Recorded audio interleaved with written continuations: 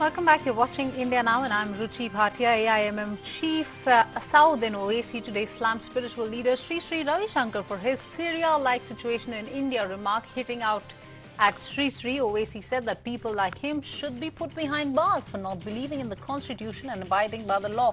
Meanwhile, the spiritual guru, getting into damage control mode, has clarified, saying that it's not a threat but a word of caution for not resolving the Ram Mandir issue would result in a Syria-like situation in India. He further added that he could never dream of issuing a threat to any community ever. Totally misinterpreted. You think I simply said we don't want any conflicts in this country. It's taken out of context and twisted. People want to twist and make a big masala out of. They can do anything.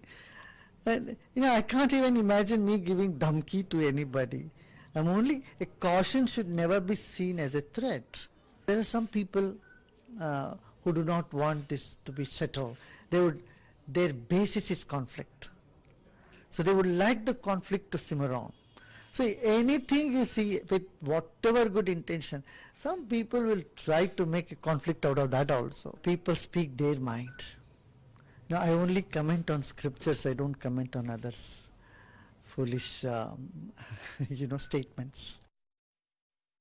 Clearly shows that he has no confidence whatsoever in the constitution. This clearly shows the contempt he holds our courts of law.